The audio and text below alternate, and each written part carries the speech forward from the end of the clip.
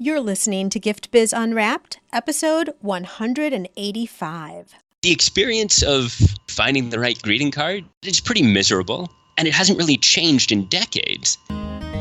Attention gifters, bakers, crafters, and makers. Pursuing your dream can be fun. Whether you have an established business or are looking to start one now, you are in the right place. This is Gift Biz Unwrapped, helping you turn your skill into a flourishing business. Join us for an episode packed full of invaluable guidance, resources, and the support you need to grow your gift biz. Here is your host, Gift Biz gal, Sue Monheit.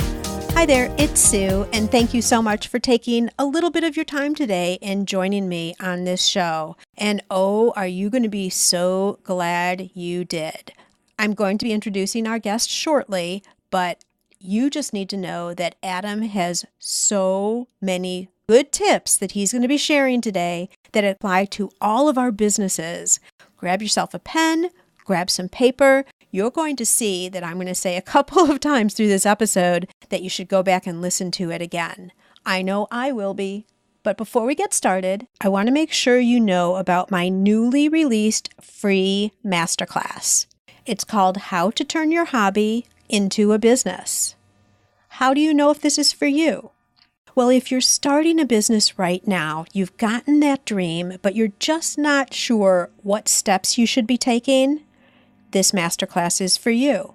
If you're already in business, but something just isn't clicking, it's not bringing in the sales, or it's just not performing the way you think it should, this masterclass is also for you. To check it out, just go over to giftbizunwrapped.com/masterclass. I look forward to seeing you over there, and for now, let's get into the show.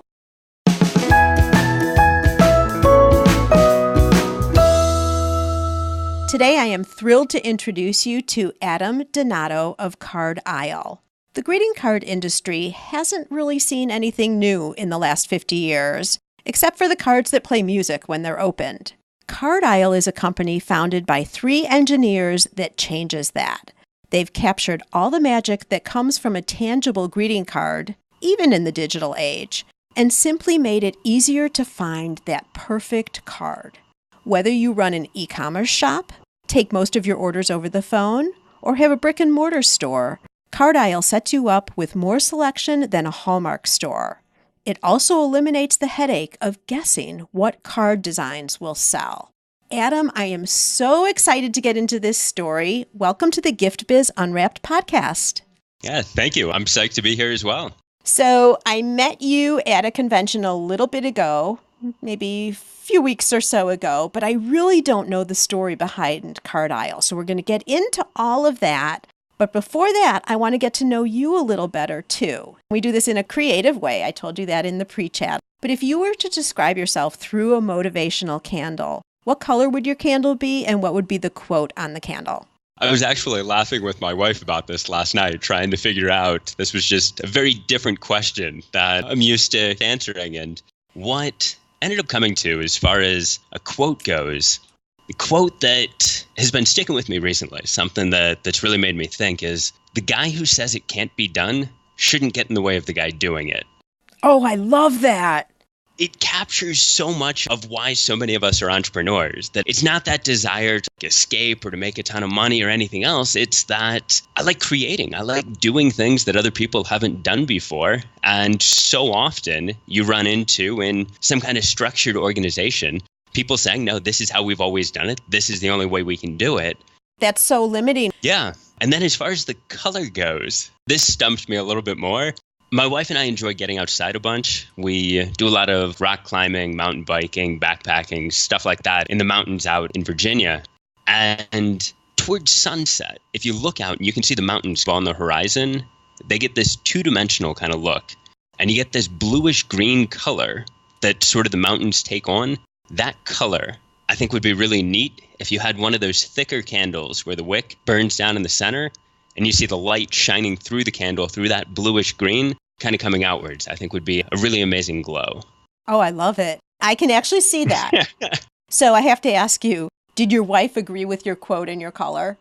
She thought they were good, yeah. She and I laughed. We came up with a lot of funny quotes, but I think that this was one that we all settled on. You got to have one that we can use on the show. Yeah. So that's fun. I hope it led to some interesting conversation. That's fun. All right, let's get into card aisle. You talk about with your quote, the fact that if it's not done the same and people, it's not something that's been done before, people really challenge you and question it. And card aisle is definitely different. So you're saying that it's founded by 3 engineers. So that's kind of curious. That gets me questioning. But talk about the story behind the creation of card aisle. Yeah, so I was doing a PhD in mechanical engineering and had gotten to the point where I was all done with coursework and was just doing research at this point. Actually just come off the Discovery Channel, was doing this reality TV show about engineers and flown out to LA and done some neat stuff with that. And came back, and Buddy mentioned this idea of this new class that was being funded by the National Science Foundation. And they had run into this problem in academia where they've been dumping tons and tons of money into research, and the research isn't getting commercialized. So they've been trying to figure out, how do we teach academics how to take these great ideas that do amazing things in a lab and convert it into a commercial technology, something that can benefit people kind of in a big and a large way. And so they created this class, and because it was through the engineering department, it had this brilliant and creative name. It was called the Startup Class. So you knew exactly what you were getting. And they had 4 faculty members for 30 students. So it was like brand new class. They were trying all sorts of new things. And day 1 of the class, we showed up and everybody had to have an idea, had to have some kind of business concept that we were going to run with. And because much of my research was with supercomputers, I pitched basically a better version of Google, which I still stand by, has some strong merits, but that was what I pitched. One of the other guys, David, who ended up being one of the other founders, does a lot of sailing, and he pitched a technique for taking salt water and converting it into fresh water. A good, solid engineering solution. And Stefan, the third co-founder, stood up and said, well, we all buy greeting cards, we all receive greeting cards, but the experience of getting that greeting card and finding the right greeting card, said it's pretty miserable, and it hasn't really changed in decades. Said this is an opportunity. There is something here. There has to be a better way of doing this. And halfway through the class, there was this intermission. It was one of these 3-hour-long classes. And at the intermission, we had only heard half of the pitches. And David and I made a beeline right over to Stefan. Said, we like your idea way better than our idea. And the very next day, we got together and started rolling with us. So one of the big focuses of the class, and this, as an engineer, as someone who likes building things, this was hard. Big focus was go out and talk to customers. Go out and find what problems customers are facing. Find what actually needs to be solved. Because so often it's easy to come up with a solution in a vacuum that it turns out you're the only one that has that problem. So we went out and we interviewed, it was somewhere in the ballpark of about 700 strangers. We got thrown out of a mall twice for solicitation. We had, it was an experience. So Adam, for clarification, your customer at that juncture was the end user, so the recipient of a card, not someone who would supply the cards. Exactly. Okay. We were heavily focused at that point on the end user. And yeah, as you have alluded to, we ended up shifting towards, longer term, towards the retailer. But at that point, we were looking at the end user, the person buying the card. And what we ended up finding, we saw a consistent message. And I think there was this one grandmother who embodied the message better than anybody else. And we ran into her, and it was in one of those big box stores. And she had the list of 5 or 10 grandkids that were having birthdays that month. And she was picking out the perfect card for each kid. And she told us stories about every kid, and it was clear she knew these grandkids much better than someone who only sees their grandkids at the big holidays. So she was looking for the perfect card for every kid. And just warm and rosy and really friendly woman. And when we asked her what she thought about the process of buying those greeting cards, of actually finding the perfect card, not what happens once you have the perfect card, but getting there, she went off on this litany of obscenities that would make your hair curl. Oh, that's funny. She'd been to 4 stores that morning. And she was at that moment struggling to find a card for a middle school aged boy that wasn't obscene and wasn't childish. And she was frustrated. And we saw this theme time and again, that people love getting the perfect card, but it is often so hard to get that perfect card. So at that point, we had collected this data. We had seen there is a problem. There is a large market for this. So the first idea that we had was we said, all right, what if we kind of meld some technology into getting the perfect card? And so we reached out to a bunch of local artists and got some phenomenal designs from these artists. And we got some money from the National Science Foundation through the class to buy some printers. We got one of those tents that people set up at soccer games and whatnot that you can, or tailgating, that you can kind of hang out under. And we set up in front of the engineering building just a little before Mother's Day. And what we were doing, it was the jankiest setup. People basically pointed at the card they wanted, like one of these designs that the artists had. They told us what message they wanted on the inside. And then we typed it out on a computer. We had a printer sitting right there and we'd hit print. And the big thing we were testing was if we can offer convenience, if we can offer with these local artists, we can make it much easier to get cards that really fit the people we're targeting. And we were at Virginia Tech. So talk about a university that is very proud of being Virginia Tech. So being able to get the local artists, the locally themed cards, making it easy for people to find the card, making it easy for people to access this. We were right there. It was convenient. And then the personalization that still gets you a professional quality card at the end. And so we had to shut down early because we had so many orders, we couldn't print the orders fast enough. So we were writing down dorm numbers and had to shut down, and we were delivering cards to the students' dorms afterwards because there was such a line. Wow. I'm going to stop this story right here because it's so potent, Adam, and I don't want to lose it. Because there's so much here. I want all of our listeners to capture all of this. I've gotten 4 points in your evolution of this business, and we're not even to really what Card Isle is yet, totally. Have you ever heard the term blue ocean versus red ocean? I have. Okay. Yeah. So you totally have a blue ocean business for sure. Do you want us to describe blue ocean for the listeners, or should I do it real quick? How about you do it? Okay. So blue ocean, you guys, is, there's a red ocean or there's a blue ocean. A red ocean means it's shark infested, if you will. There's so much competition out there because there are so many people doing something similar to what you're doing. So it could be in the way you're describing your product. You make cupcakes, for example. There's not a lot of difference. There's a lot of other cupcakes out there. What could you do to make yourself different so you're not in those shark-infested waters? Another way you can do it, which is what Adam's done, and it was Stefan, who identified a blue ocean opportunity with the greeting cards. If they could change the experience of acquiring and what that greeting card was, no one else is doing that. So it's kind of like, if you can stay with the ocean strategy here, is you go into this blue ocean where you're just swimming free. There's not a lot of competition.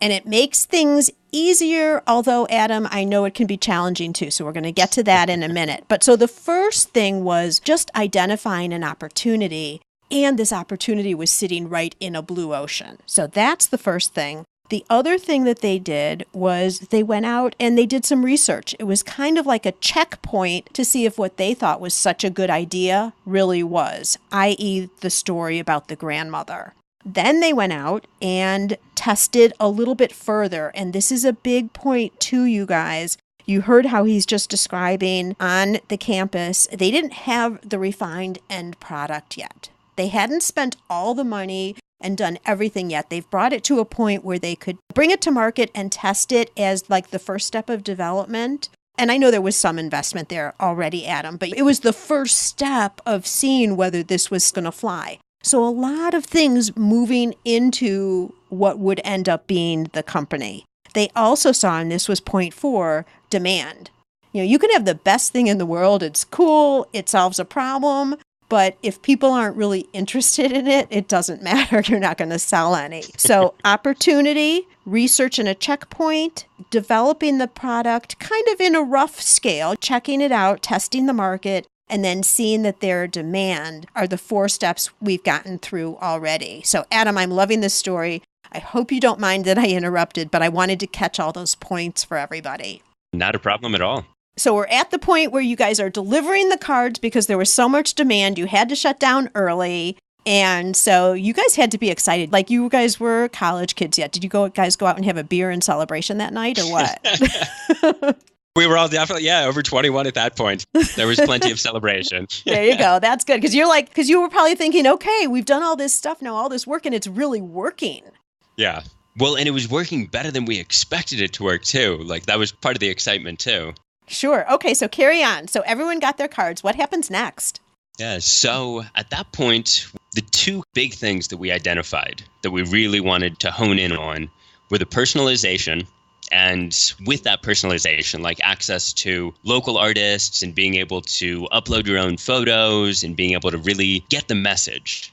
And what we ended up seeing was, even amongst college-age guys, there were folks that were excited about this personalization. We even saw guys bragging to strangers about the card they had just designed because it was so perfect.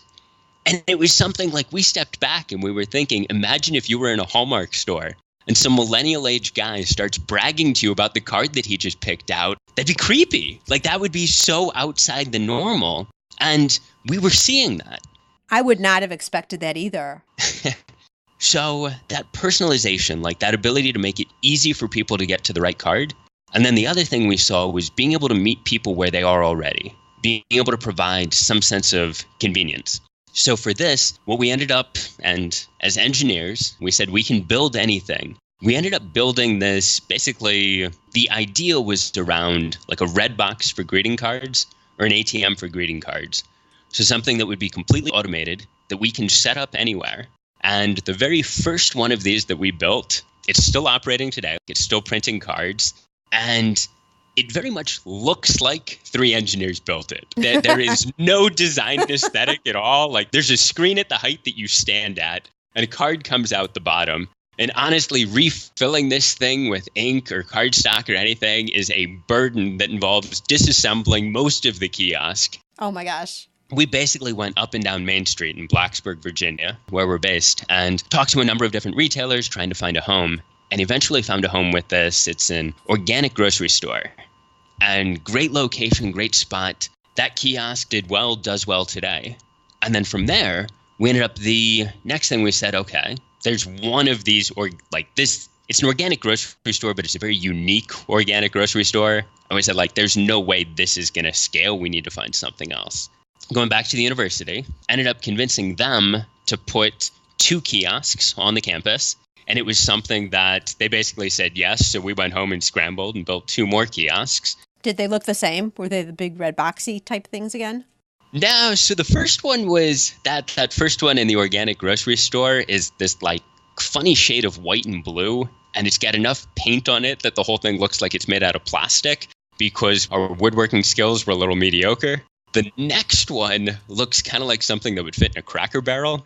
It's very like stained wood. It's, again, has way more pieces than necessary. And then the third one, we worked with some design students at Tech and got connected with a local cabinet maker. And that one actually looks fairly professional. It's got much more of a presence. It has clean lines. And that's the design that we ended up basically tweaking from then on. Got it. Yeah, so we got a couple of kiosks on Virginia Tech's campus, and these continued to do well. And at this point, we went out and did a small fundraising round from some friends and family. That got us to the point where we were able to get a fair number more kiosks out at different local stores, a handful of other colleges, a couple of other universities. And then we got a really cool opportunity with Rackspace, which is this big tech company. It competes with Amazon and Microsoft in different fields. And with Rackspace, they have this huge headquarters down in San Antonio and something like 10,000 employees. One of the big challenges we were facing with universities is that for a third of the year, they're empty. So a corporate campus provides a lot of the same feel of a college campus. It's just not empty. It's also full of people that have much more disposable income than college students. So we set up with Rackspace. That went really well. started scaling that into a number of other corporate campuses. We're with like Intel. We've got a kiosk recently with Cisco. From there, we started scaling into military bases, so primarily Army and Air Force bases. And after doing this for about a year or two, we ended up getting connected with some convention. There was a fellow that came up and said, I've got this e-commerce website. I'm selling gifts. And he said, I would love to be able to offer a greeting card. He said, I would love to be able to do something, because at this point, we've got 9,000 designs and all sorts of cool personalization and everything else. And it's a really nice card when you print it out. And he said, I want to be able to offer that, but I want to be able to offer that through my website. So we went back and worked with our developers and ended up building a solution that was really easy to plug into a website, and something that all of that smooth design experience that we had provided for the customers that had been honed over years of working in different locations and being able to find something that even the most hopeless guy in a rush could find a card that his wife would be happy with. We had that already, and we were able to take that and plug that into this guy's website. And he was thrilled. So what we've been doing since then is we've actually seen, it looks like this is just kind of the way everything is shifting. There is such a huge market right now. You talk blue ocean, no sharks, where there is this huge opportunity to be able to partner with all of these different retailers who are in some kind of gifting business. And one of the things that really helps a gift stand apart, that really makes that gift unique and personalized and lets the recipient know just like exactly how you're feeling, is that personalized greeting card. And we make it easy for any retailer of any size to offer greeting cards. Wow. So do you still do the kiosks then also and the online, or has everything now transitioned to online, your e-commerce platform?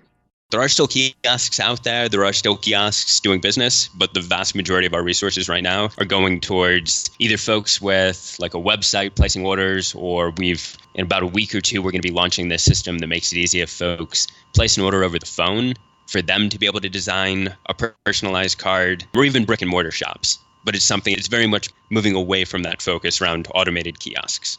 Got it. So the automated kiosks are kind of in maintenance mode because you've got them out there, but you're seeing the opportunity is leaning the other way.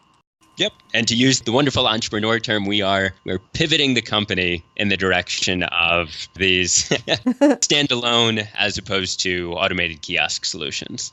Well, and much more scalable for you and also maintenance free. Exactly. All this talk is bringing to mind our sponsor. Let's hear from them right now. This podcast is made possible thanks to the support of the Ribbon Print Company. Create custom ribbons right in your store or craft studio in seconds. Visit theribbonprintcompany.com for more information. Share with everybody so they truly understand, if they were to be producing one of the cards, what's the process that you go through to make a card? Do you do this as if you're the person who has card aisle in your store, or do you do this as a customer who's online? I'm not sure which. You take it whichever way it's supposed to go. I'm not sure. So I'm going to take it from the perspective of the retailer, just because that way you can see both sides. Okay. And so your customers come to your online shop just the way they would make any purchase. And we can set it up for your customers that they have two avenues to buy a greeting card. One option is just like any other upsell. So if a customer has the option of, maybe they want to change the shipping, maybe they want faster shipping, or maybe they want to add a bottle of wine to a gift basket, or a teddy bear to a floral arrangement, or anything else like that, they've got the option of adding a personalized greeting card. And so here, there's just going to be a nice button on your page that says add a personalized greeting card. When a customer clicks that button, pop-up appears. In that pop-up, they can search for a card, much the same way you would use Google to search for images or anything else. And they can search by occasion, they can search by recipient, they can search, if you're looking for a card with rainbows and unicorns, you can search for a card with rainbows and unicorns. And we have a fair number of those. I bet you do. Yeah. They also have the option, if they want to upload their own photograph or their own image, they can do that as well. Oh, wow. And one other thing that just as a brief aside, they can do all this from their phone as well. So this is something, it looks good on a computer. it looks just as good on a cell phone. So important, Adam, as you know, because everyone's Yeah. mobile now. And that's also where most people have their photographs. So if they want to upload a photo, there's a really good chance that photo is on their phone already. Right. So they pick the cover. On the inside, all of our artists will offer 3 suggestions, because we found there's nothing more terrifying than a blank card where you have to come up with your own story. So the artist will offer 3 suggestions, and then the customer can personalize it. They can pick one of the suggestions, they can edit it. And what we see is most customers will pick one of the suggestions and then tweak it to personalize it. So they might add like an inside joke, they might put "To Bob, love Sam," and they've got the card. Then they click add to order and they're done. So it's basically they pick the cover, they personalize the inside, and they hit add to order. From the customer standpoint, that's it. They're done. The one other avenue, as I mentioned, like they can do it as an upsell. They could also do it if they just wanted to buy a greeting card, and they do that exact same process. So they pick a card, they personalize it, they add it to the order. Once the card's been added to the order, you get as the retailer, you would get the purchase order. You can see specifically, these are all the things that this customer ordered. Here's the shipping address. Here's all of the information that you need to fulfill that order. And in that information, we'll provide you this unique 5-digit code. You take that 5-digit code, you enter it into the printer that we've sent you. And the printer that we sent you is like the easiest printer in the world to set up. You don't even need to connect it to a computer. It's simply a printer that sits on a shelf anywhere you want. You connect it to the internet and you're done. You enter this 5-digit code into the printer. That 5-digit code uniquely identifies that card. Card prints out for you. You've got that card on the nice high-quality card stock that we provided you with. You've got these nice envelopes that we provided you with. You put the whole thing together, and however you're going to fulfill that order, whether it's in a box or hand delivery, you now have the card to go with it. Wow. That's incredible, Adam. So let me ask you this. So I can't buy a card directly from Card Aisle. I would buy a card from someone who has the process within their shop, right? That's what we encourage. We do offer, if anybody wanted to buy a card directly from us, they could do that. But we would much prefer to pass that business out to all of our retail partners. And the big goal is pretty much, like as you mentioned in the introduction, we want to give the partners that selection of basically more selection than a Hallmark store, but without having all of that inventory and needing to worry about, is this card going to sell or is that card going to sell? Because the cards, they're not printed until somebody buys the card. Right. So it opens up floor space for someone who has brick and mortar too, which is always important, to have as much floor space for displays as you possibly can. But then someone as a consumer could also, let's say I had 3 cards that I needed to send out. I could just do it right from my own home, because a brick and mortar or online, same. You could just buy the card only if you wanted, or you could buy the card and the product, any options. Exactly. Wow. All right. I want to walk through, because we started with the steps earlier. I want to walk through and continue after we talked about the demand. I don't know if you guys listened to this, but I'm hearing this from you, Adam, this whole way through. And Gift Biz listeners, I would love for you, after we're done, take this from the top and really listen to how Adam talks. He continually is bringing in the benefit for the consumer. He was doing it when they were researching, and he does it even when he's talking about the product. He talks about the ability to personalize, where they can utilize local artists, meeting a customer where they are already. So being right in the same footpath, which obviously makes it convenient towards a purchase. So he's always talking about benefits. Then they tested their first model. So remember, they had that kind of more rough draft on a college campus. Then they tested it with the kiosks. 3 different versions there too, which was interesting. And, oh my gosh, your story, you have so many great things, Adam. Then fundraising. So you notice where that came through within the system. They had a concept developed. They'd done a lot of testing before they actually went out and did fundraising. So really important. I'm not sure. We're not going to go into fundraising here because there's so many good things here. We can't do everything. But I just want people to recognize where that was in the process. Then step by step with the kiosks, they started getting into rack space, some significant corporate buildings, military bases, etc. So again, step by step, you see how it keeps elevating up and up and up? And then really significant point here is that you were listening when that person came and said, what about online? What about e-commerce? Because that, like, you could have so easily discounted that idea and said, no, we are knocking it out of the park. Look at the names of the places where we have. You could have just stayed with that, but you guys were open enough to listen. And look, now it's pivoted into the biggest opportunity available to you right now, right? Mm-hmm. Which is online, because you can virtually offer this to the world. And I don't know this for sure, but I would think in a much easier way, because you're not having to make these kiosks now, maintain and support them, etc. This platform being online is so much easier. It is. In that vein, I'm sure there's other things too that aren't as easy. So again, Gift Biz listeners, I would love for you to go back and listen to this and hear, because even when we got into the online platform, you were starting to talk about what those benefits are, in terms of being able to do it right online. You don't have the floor space you need, like all the benefits. I just wanted to run through that now. So here you are, you've got the systems in play.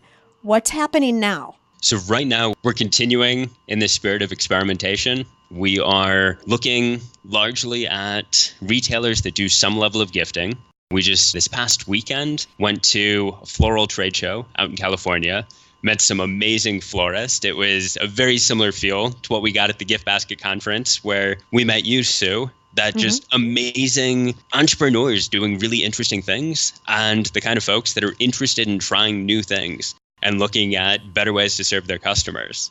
It's a lot of fun being around like-minded people that are looking to go out there and basically shake up the same industries that we're looking to shake up. And so what we're doing right now is we're pretty much in that stage where we've got a really solid product and we're looking to scale. We're looking to find out which industries this works best in. And we're also looking at how do we set up our existing retail partners to be even more successful.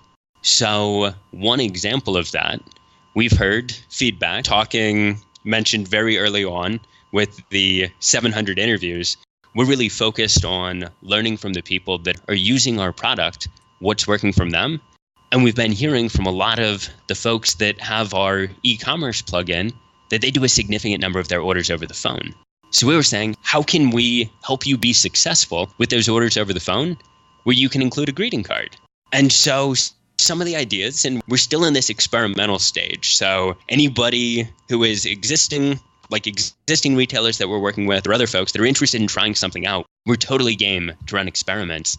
And what we're looking at right now is something where when somebody places an order over the phone, there's either an email address or a phone number that goes with that order to be able to allow you to follow up with that customer afterwards. What we can do is, once that order is placed, we can set it up that you get one button to push, and we're looking at integrating this into a point of sale. So nothing new to learn, nothing new right there. You hit add a greeting card, that customer buys the greeting card when they place the phone order. You then hit that button, send them an email.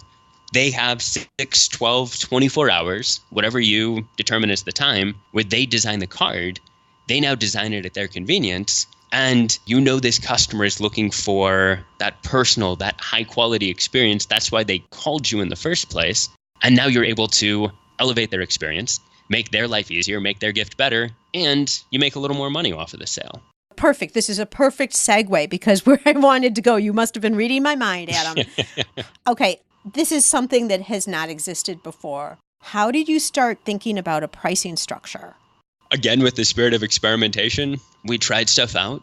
We reached out to some local folks that we knew that we had a little more of a relationship with, found out what they were paying for similar kind of products, and then said, okay, if that's what you're paying for a similar product, here's how we can either meet or beat that, or here's how we're going to provide you something that offers so much more value than what you currently have that you're going to be game for paying a little bit more. Okay, so you weren't just looking for a low price play, for sure. No. Because the whole experience is different. The interaction and the result is different. It's so customized. People are willing to pay for that.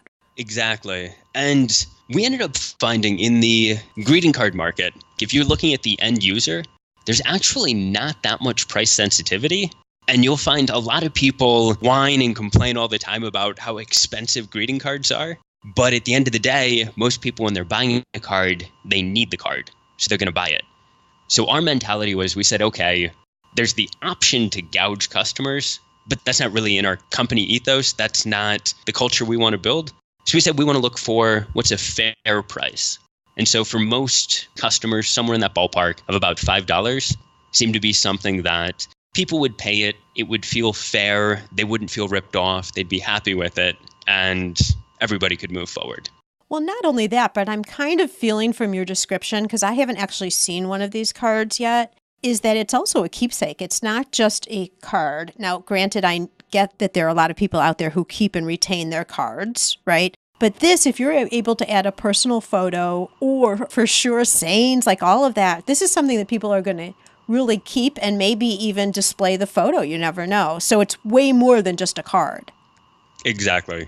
Yeah. And the material, as you mentioned, without seeing the card, to just describe it briefly, we actually did, again, as with everything else, a fair amount of customer research, trying to find what's the best card stock. And as I'm sure many of your listeners are aware, there are innumerable options for ways that you can buy card stock.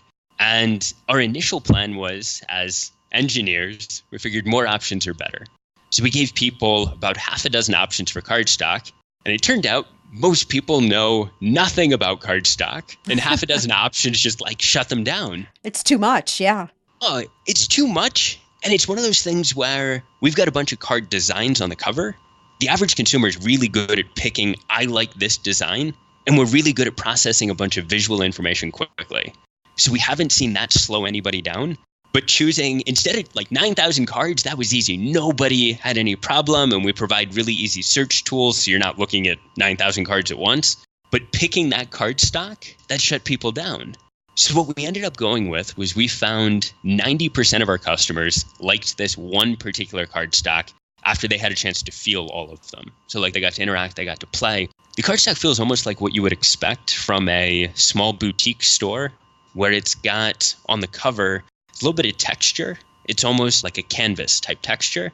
And then on the inside is a nice smooth matte finish. And what we found is that photographs or vector graphics or any other image looks really good on the cover. And it's something where even when folks are uploading photographs, because every now and then you find someone that only has that low resolution photo of grandma, but that's the photo that they love of grandma, it smooths out that pixelation a little bit. So every image looks really good on the cover of this, and it feels good when you hold it. Well, that worked out really well, too, because then someone who has this printer doesn't have to have multiple different cards, because then just in terms of the consumable, it would be more expensive. Exactly. And it's another element in processing. What if they don't put it on the right card stock? All of that. Yeah. So it ended up your research really went in your favor, too. It did on this one, yeah. And I love the fact that you're talking about with pricing, you weren't looking at being the lowest price. You weren't just going to compete on price, but you also recognize that what you're providing with the customization has greater value. So it sounds like your price point is absolutely perfect. But I want to there's so many places we can go with this story and such limited amount of time. So I want to talk a little bit about some of the rough patches, because it's not all beautiful story as you progress through all these steps. There had to be some challenges. Can you share with us one of those stories? Yeah. So one of the things that you need when you get an automated kiosk, you need some way of accepting payment. And so we had these credit card readers initially. And the credit card readers are designed for vending machines, like a Coke machine or a snack machine. And if you've ever seen inside a Coke or snack machine, this is not high-tech, fancy, anything else. This is like Stone Age kind of technology. But it works and it's really robust. But what we had was we had a computer, we had printers, we had a lot of much more modern technology inside our kiosk. Well, you also probably had to accept credit cards. You're not going to put in $5 worth of coins. Oh, yeah. Yeah, without a doubt. It was only credit cards that we were accepting. So we had that card swipe on there. And so we had taken these card swipes from vending machines. We had worked with the manufacturer, and he assured us that this would work with just through like a standard USB connection. And so we had these credit card readers plugged in, and it was, again, that this was not a smooth customer experience. There was a little screen on the credit card reader, and at some point in the process, we had a big arrow that told customers, look down at that screen, because we couldn't actually do any interaction. because it was just this very simple credit card reader. And the first one we got, it worked great. That first credit card reader we put on the first kiosk, no problems. The next one we got, for whatever reason, worked 70% of the time. Oh, we had set it up on this kiosk at Virginia Tech's campus and had that credit card reader set up there. And we sat and babysat that kiosk for like 2 weeks while we tried troubleshooting. So this was pretty much any time during normal business hours, one of us would be sitting there in the student center watching the kiosk. Oh, no. And we were doing like all sorts of things, working with the vendor. The vendor shipped us a replacement. Turned out the replacement also had this same bug, and finally sorted it out. But it was a lot of hours of hanging out in a student center, watching people. And oh my gosh. What year was that, Adam? I believe that was 2014.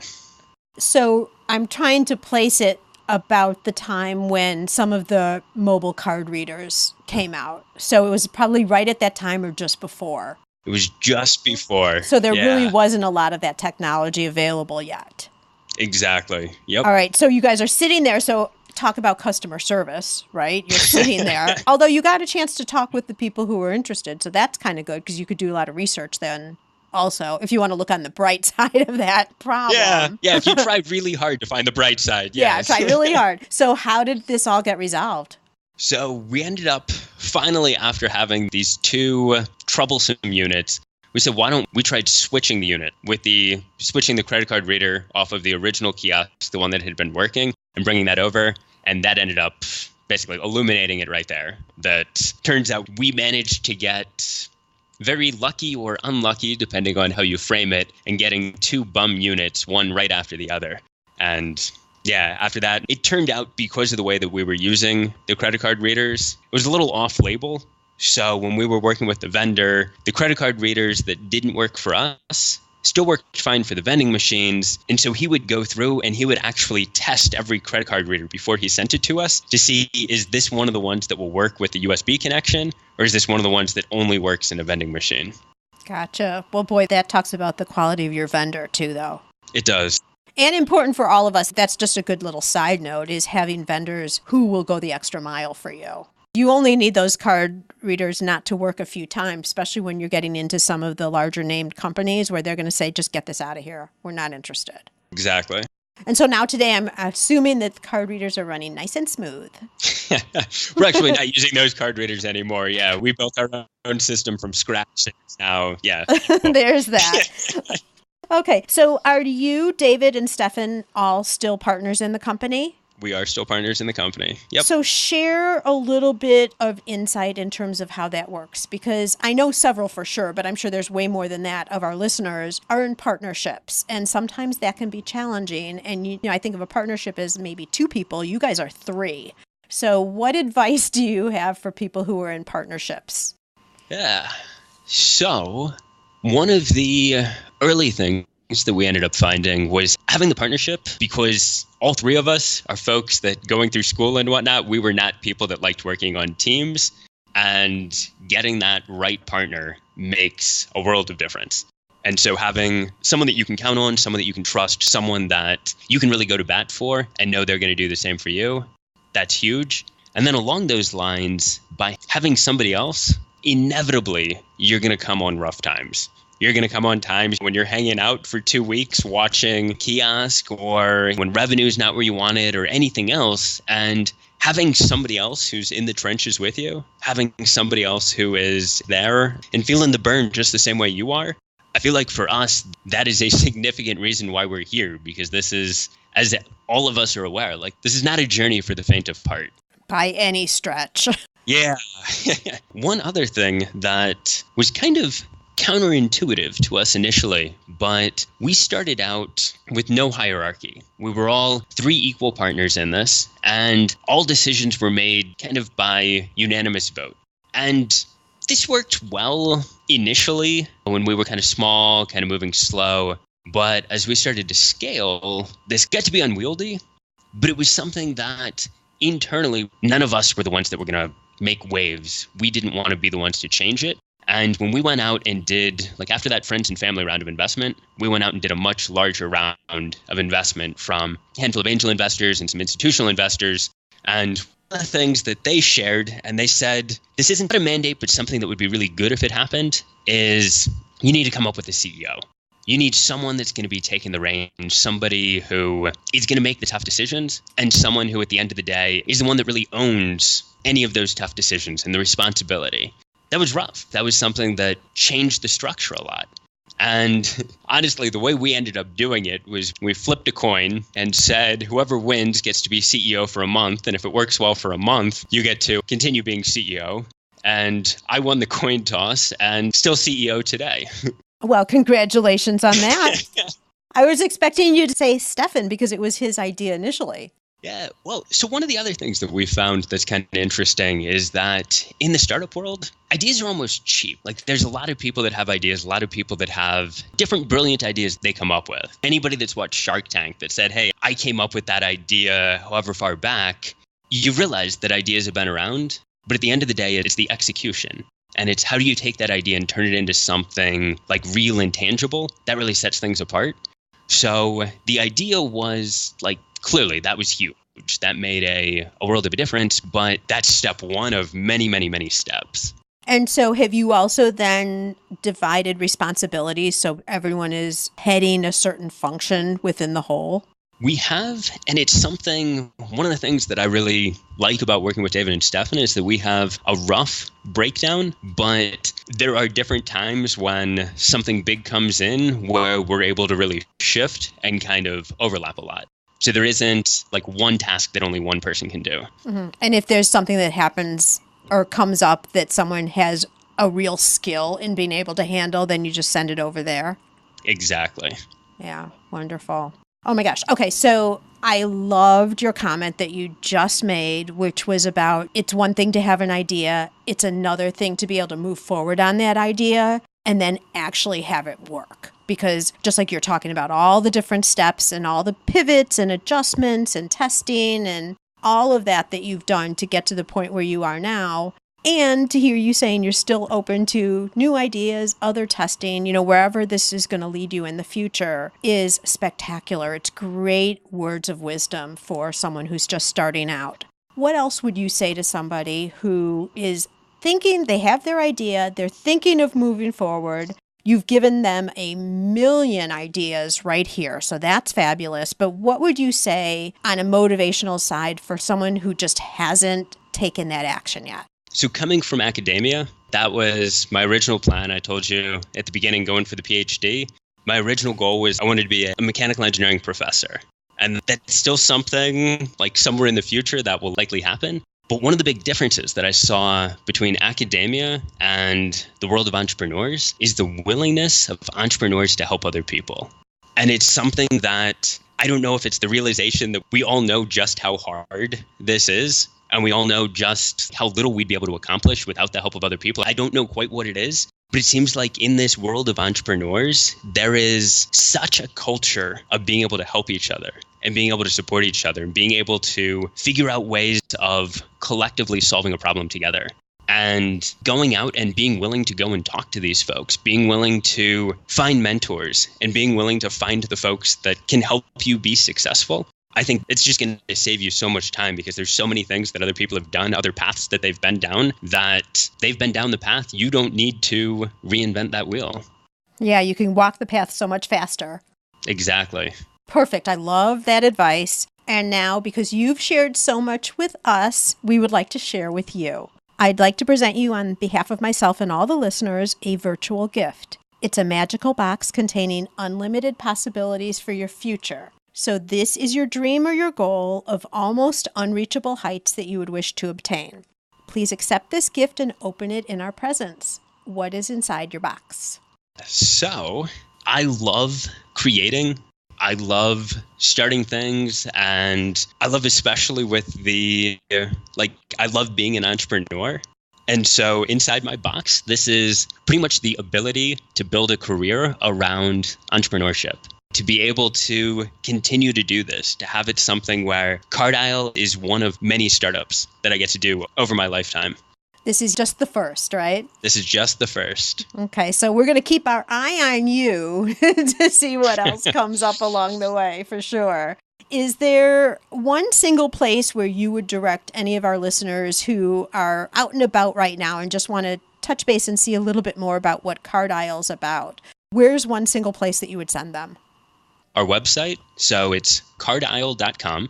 And one of the things with the name, just as a quick side story, initially when we were doing research, we kept talking about going to the card aisle. Like in the grocery store, you go to the card aisle. And me, I'm married to an English teacher, so I know how to spell words correctly. My other two founders as engineers kept spelling aisle like a grocery store aisle, ISLE.